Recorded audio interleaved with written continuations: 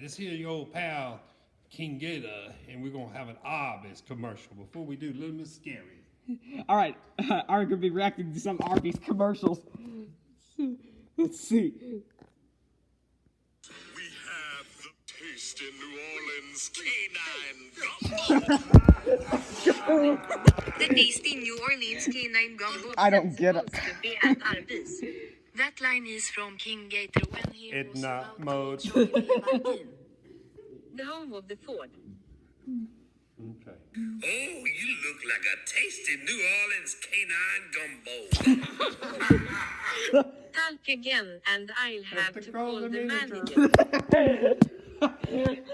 All right. Now we're gonna do Little Miss Scary All right. by Roger Hangover. What's the new song, Roger Hangover? Roger Hangover. I think it's the cursive writing. All right. I think I just like saying it that way. Little Miss Scary lived near the top of the mountain. Look at that mountain over there. In a house called Spooky Cottage. What? A house called Spooky Cottage. Oh. And when it was dark, she would creep into the valley below, making sure that nobody saw her. And there she would wait very quietly till somebody came along. Quiet. And when that somebody did, she would go up behind them and open her mouth wide and shout, What? "Boo!" This story makes no sense. And do you know why Little Miss Scary did this? Do you know? Barking Dog, Charlie Barking Dog. Do you know? It was for fun. Oh. You see, she loved to scare people more than anything else in the world. Now, she was good at it. She scared them stiff. Boo!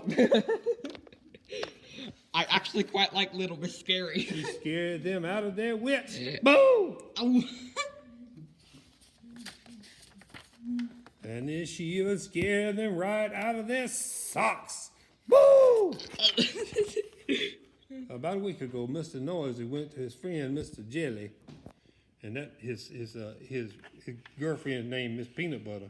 Miss Peanut Butter. And Mr. Noisy was worried because he had heard from his friends for ages. And when he got there, Mr. Jelly, he knocked on the door. I thought I'm Mrs. Peanut Butter.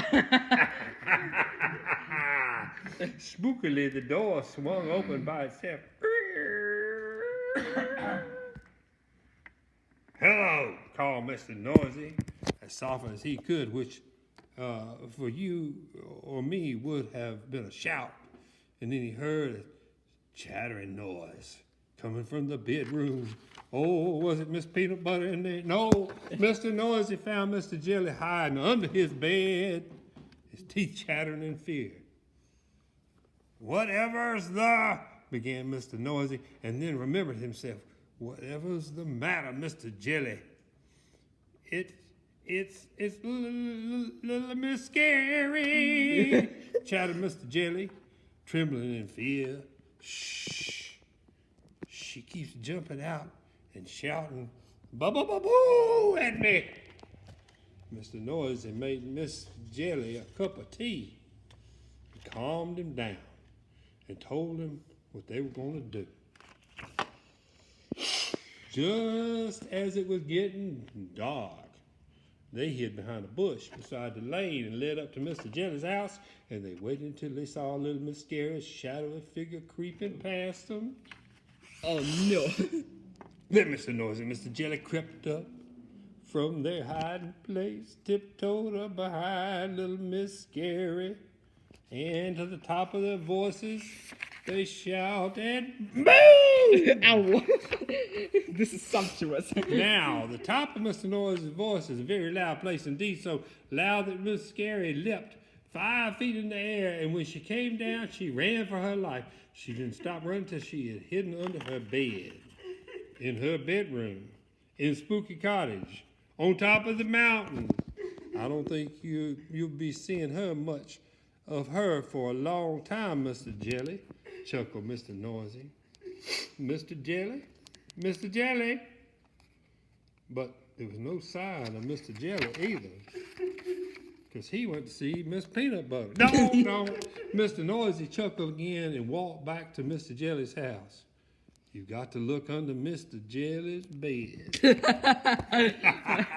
Well, this is so funny, but first I've got to say something funny. All right, Charlie B. Barkin, what you got to say so funny? You look like a tasty New Orleans canine gumbo. Canine gumbo. That's fun, man. The boss got.